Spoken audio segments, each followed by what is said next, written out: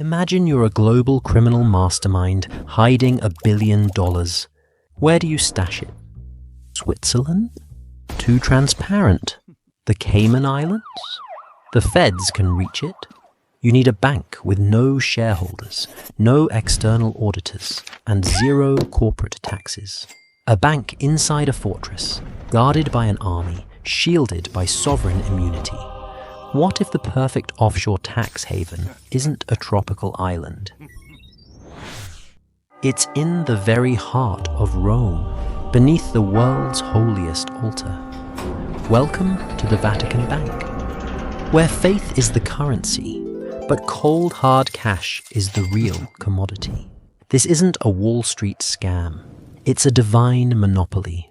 We're diving into the darkest crossroads of power, religion, and the Italian Mafia.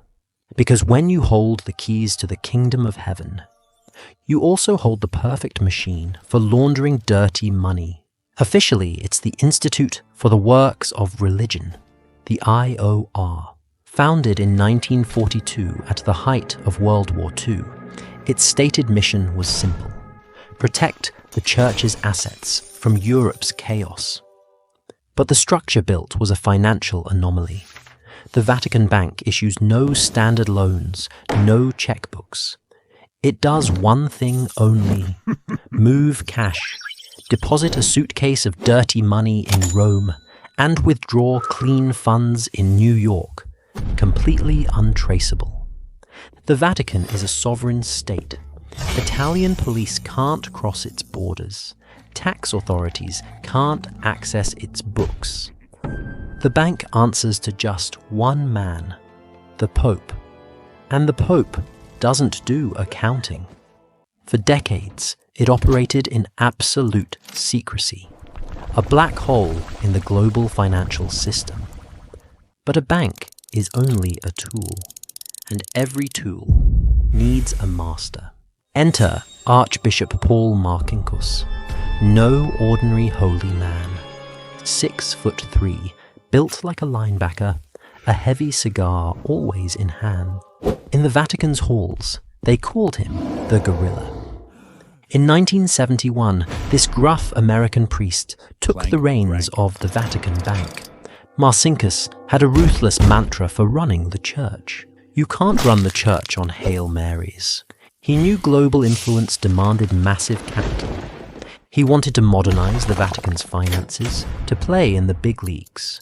But to do it, he needed guides.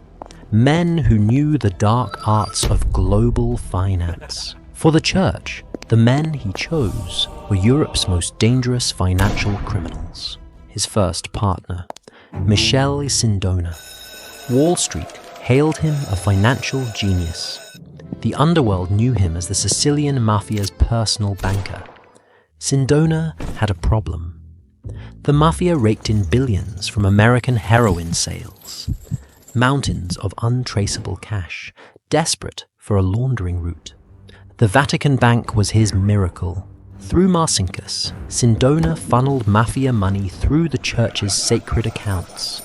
Cartel and crime cash flowed into the Vatican, quietly routed to phantom shell companies in the Caribbean, and emerged as clean, legitimate investments.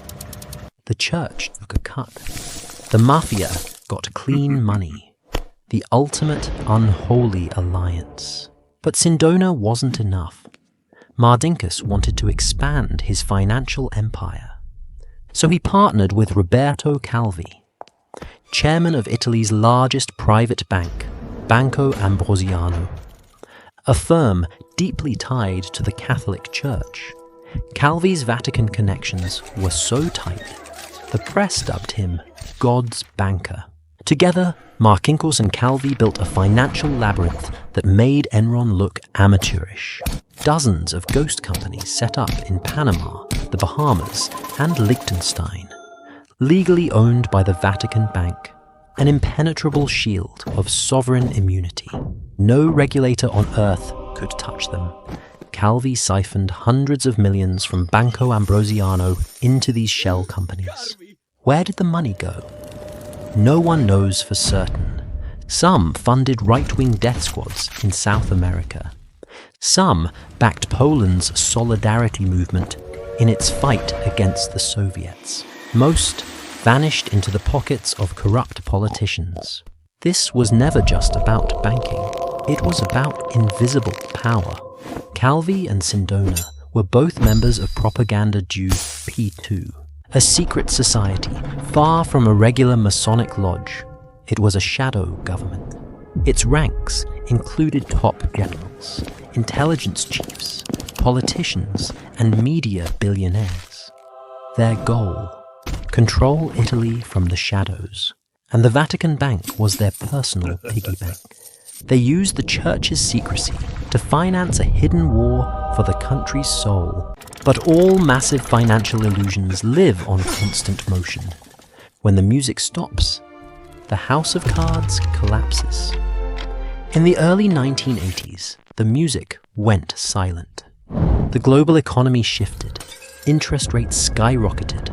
Overnight, Banco Ambrosiano had a $1.3 billion hole in its balance sheet. The money was gone, vanished. Bank examiners asked questions. Police closed in. Roberto Calvi panicked. He begged his partner, Archbishop Marcinkus, for help. But Marcinkus locked the Vatican's iron gates, claimed diplomatic immunity.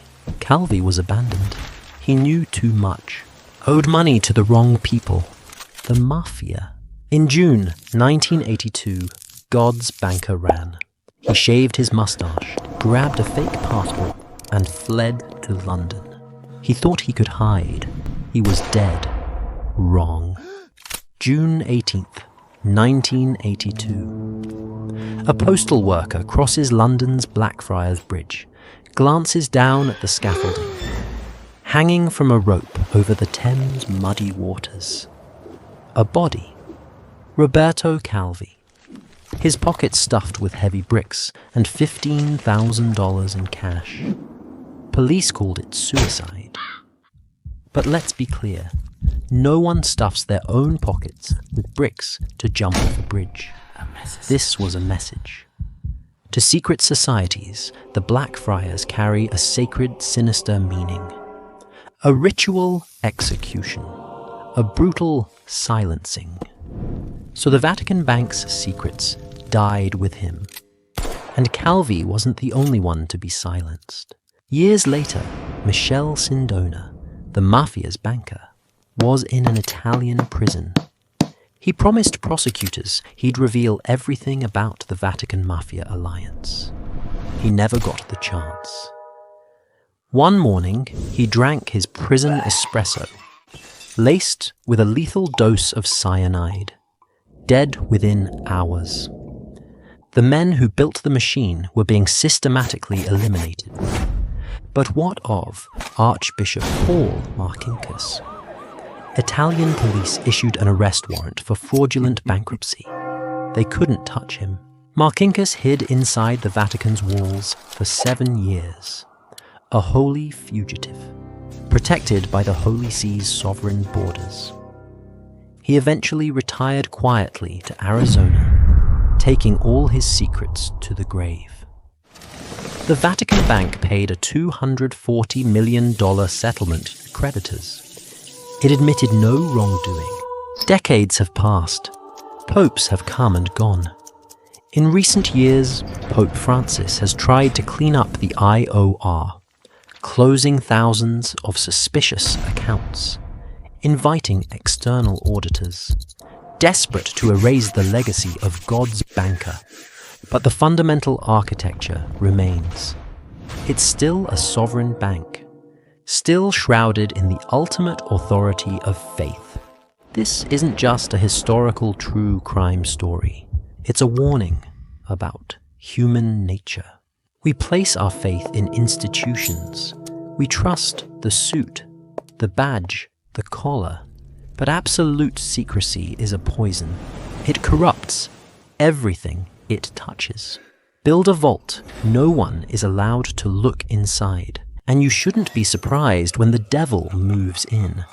The men in Rome didn't invent greed. They just gave it a divine sanctuary. Because at the end of the day, there's a currency more universal than prayer. This is money noir. We don't buy the hype. We don't bow to the altar. We follow the money, subscribe. Because the greatest trick the devil ever played was hiding his money in the church.